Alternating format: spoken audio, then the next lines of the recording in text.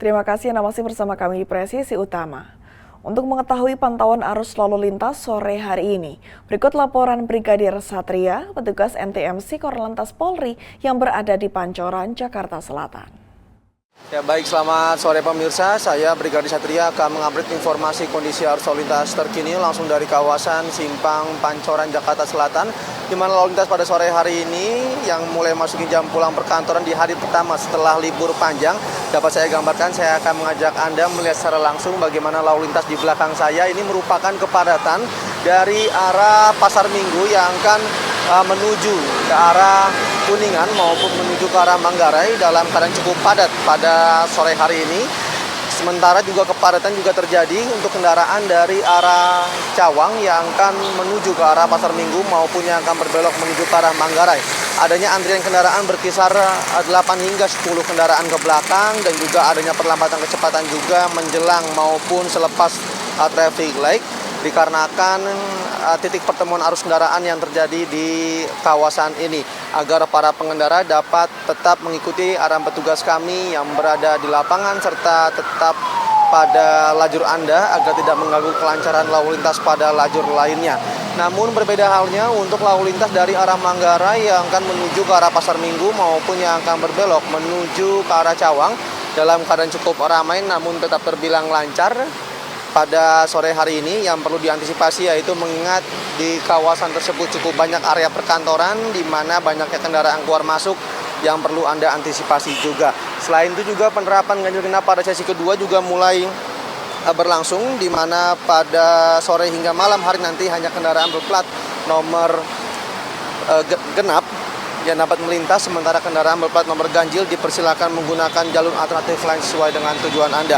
Selain itu juga perlu kami informasikan, kami dari pihak kepolisian juga akan terus mensosialisasikan kebijakan terkait normalisasi hingga kepada penegakan hukum terhadap kendaraan overdimensi dan juga overload.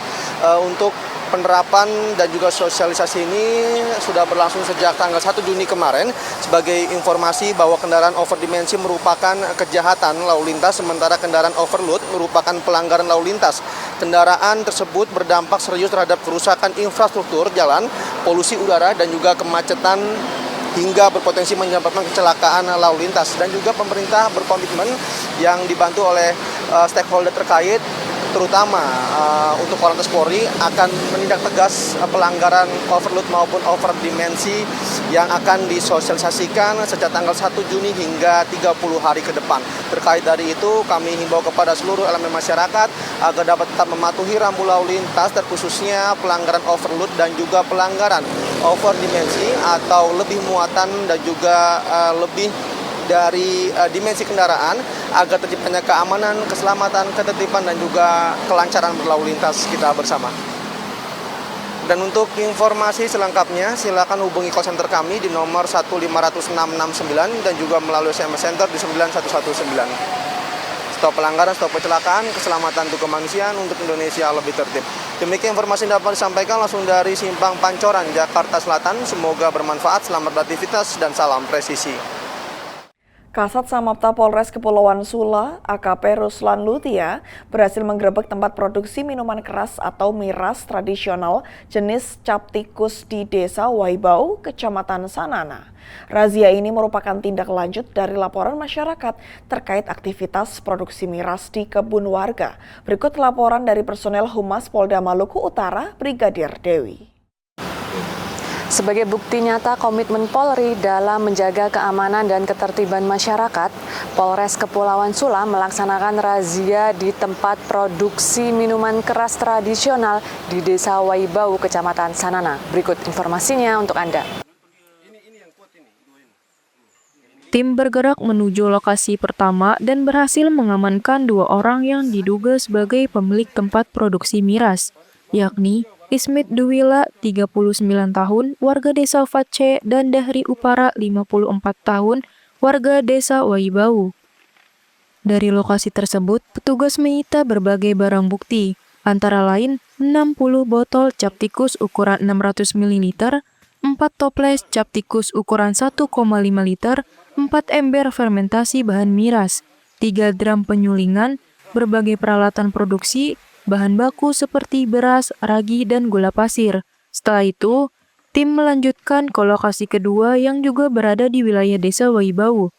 Meski tidak ditemukan pelaku di lokasi ini, petugas tetap mengamankan barang bukti berupa 3 galon tuak ukuran 5 liter dan beberapa galon kosong.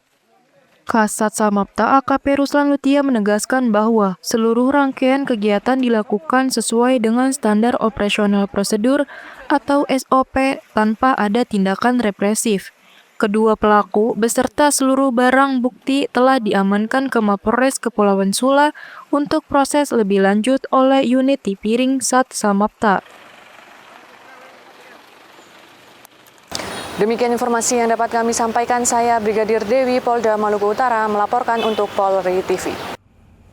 Dalam suasana hangat dan penuh keakraban, Kapolda Maluku Utara Irjen Pol Waris Agono berinteraksi dengan anak-anak. Momen humanis ini menunjukkan sisi lain dari sosok kepolisian yang tak hanya tegas dalam bertugas, tetapi juga dekat dengan masyarakat, khususnya anak-anak. Brigadir Dewi, personel Humas Polda Maluku Utara akan memberikan informasi selengkapnya. Polri Sahabat Anak Kapolda Maluku Utara, Irjen Pol Dr. Andus Waris Agono MSI, menyempatkan diri bercanda bersama dengan anak-anak saat kunjungan kerja di SPN Polda Maluku Utara. Berikut informasinya untuk Anda. Jangan merem. Gitu loh. Dalam kesempatan tersebut, Kapolda Maluku Utara juga memberikan apresiasi khusus kepada anak-anak yang mampu menghafal Al-Quran. Dengan penuh kebanggaan, Kapolda juga menyampaikan bahwa generasi muda seperti inilah yang menjadi harapan bangsa, karena tidak hanya cerdas secara intelektual, tetapi juga memiliki pondasi moral dan spiritual yang kuat. Alam tara kaifa fa'ala rabbuka bi'ad irmadati al-ibad alladhi lam yakhlaq mithlaha fil bilad fa'aktsaru fiha al-fasad wa sabba 'alim rabbuk. Kegiatan ini menjadi bagian dari upaya Polri untuk membangun citra sebagai sahabat anak serta memperkuat nilai-nilai positif sejak usia dini. Anak-anak tampak antusias dan bahagia, tertawa bersama Kapolda yang secara spontan meluangkan waktu di tengah agenda pada kunjungannya. Polri berharap kedekatan seperti ini mampu menanamkan rasa percaya dan cinta anak-anak terhadap institusi kepolisian sebagai pelindung, pengayom, dan pelayan masyarakat. Inisiatif ini diharapkan dapat membentuk persepsi positif anak-anak terhadap Polri sejak usia dini. Informasi yang dapat kami sampaikan, saya Brigadir Dewi, Polda Maluku Utara, melaporkan untuk Polri TV. Dalam rangka memperkuat komitmen ketahanan pangan dari daerah untuk Indonesia, Polda Jawa Timur bersama Universitas Negeri Surabaya deklarasi sinergi ketahanan pangan. Kegiatan ini digelar akhir Mei. Polda Jawa Timur bersama Universitas Negeri Surabaya, Capdindik Lamongan, dan Sekolah Nasional Tangguh untuk Ketahanan Pangan Rakyat atau Sentra melakukan deklarasi sinergi ketahanan pangan. Deklarasi ini dilakukan di MTS Miftahul Ulum, Solo Puro, Lamongan beberapa waktu lalu. Kegiatan ini dihadiri oleh Wakil Rektor 4 UNESA, Dekan Fakultas Ketahanan Pangan, serta perwakilan Polda Jawa Timur.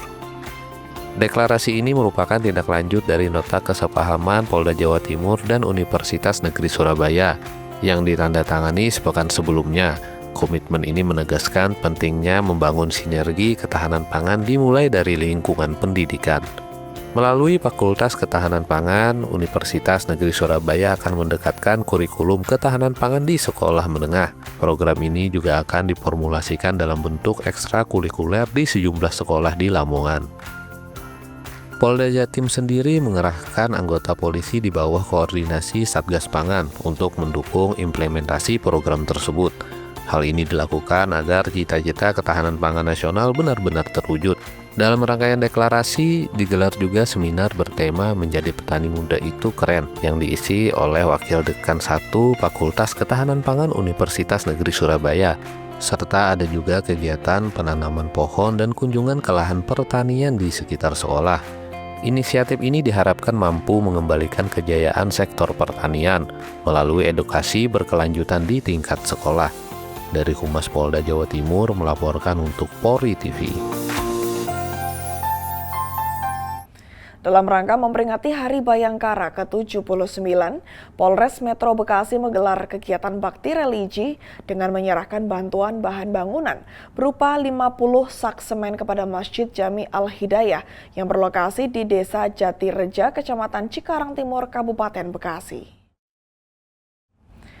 Kegiatan sosial ini dipimpin langsung oleh Kapolres Metro Bekasi, Kombes Pol Mustafa, dan turut dihadiri jajaran pejabat utama. Di antaranya Kasat Binmas Kompol Abdul Rashid, Kasih Humas AKP Ahmadi, Kasih Propam AKP Painondang Marbun, serta Kapolsek Cikarang Timur AKP Sugiharto. Bantuan diterima langsung oleh Ketua DKM Masjid Jami Al-Hidayah, Haji Basri. Dan dalam kesempatan tersebut, Kapolres menyampaikan bahwa kegiatan bakti religi merupakan bentuk nyata kepedulian Polri terhadap masyarakat, khususnya dalam mendukung fasilitas ibadah. Ia menambahkan bahwa kegiatan ini juga menjadi sarana mempererat hubungan antara kepolisian dan warga dalam menciptakan lingkungan yang aman dan harmonis. Ketua DKM Masjid, Haji Basri, menyambut baik bantuan tersebut dan menyampaikan apresiasi atas dukungan Polres Metro Bekasi. Ia menyebut bantuan tersebut sangat membantu proses renovasi masjid yang tengah berlangsung. Melalui kegiatan ini, Polres Metro Bekasi menegaskan komitmennya tidak hanya dalam bidang keamanan, tetapi juga dalam mendorong pembangunan sosial dan keagamaan sebagai wujud pengabdian kepada masyarakat dalam semangat Hari Bayangkara ke-79.